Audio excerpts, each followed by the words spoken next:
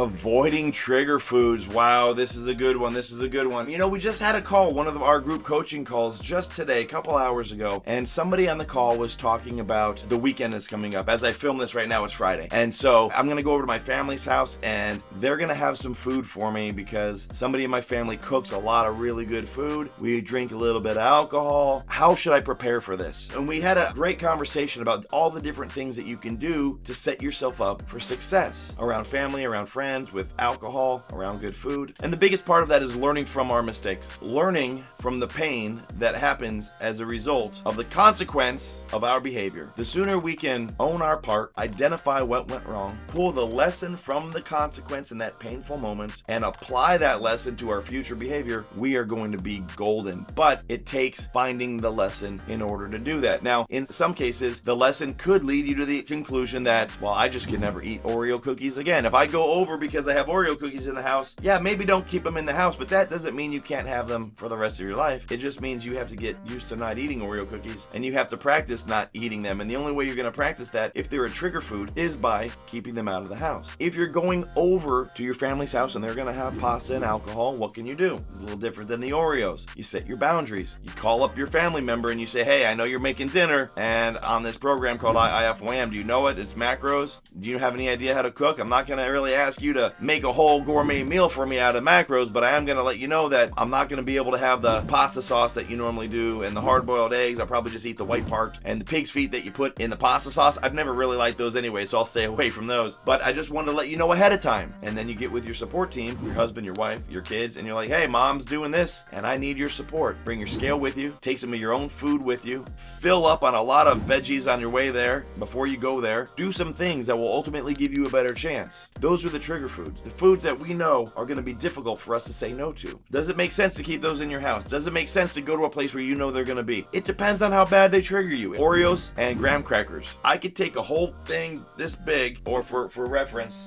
this big, 32 ounces maybe, I suppose. Fill that sucker with almond milk. I can't go with regular milk. And I can dump a whole 10 things of Oreos in there, let it sit and just spoon it. I can do that. And I'll blow through an entire bag, I'm not kidding, entire tray of Oreos in 20 minutes. The whole thing, and I think they got like 1.5 billion calories in them. Same thing with graham crackers. I could go through a whole wrap of graham crackers. I could take 4 crackers, dip them in almond milk, and just eat them just like that. No problem. Once I start, I have a hard time saying no. So I know, my wife knows, my employees know, and we just don't keep Oreos around the house or around the office when Anthony's dieting for a bodybuilding show. Why? Because that shit will mess me up and I can't say no. So I take care of myself. Not just by not having him here, but having that conversation with the people that are closest to me that support me. My employees, they want me to succeed. Why? Not because I pay the bills, I scratch the check, but because I'm their coach. They like me and they want me to succeed. I only hire people that are in line with my culture. I only hire people that I know are going to support me and support our clients. I don't surround myself with people that are not on board with our client-centric mission. If you don't fit the culture, if you're not tribe, you don't get in. And that, my friends, is a perfect example of what we should do in our personal lives. Now, it's easy when you're the boss to select who you hire. We don't always hire for tribe and culture. Usually we hire for skill set first and then hope they meet the tribe, and then they don't, so then they fall apart inside the company. They become toxic. They don't put the work in. They just punch a clock and do the least amount of work possible. But when you hire for culture and you hire for tribe, and then within that little group, go for the person with the skill set, everything is clear. Now, in your personal life, you can do the same thing. Now, you didn't get to choose your family. You're not hiring them.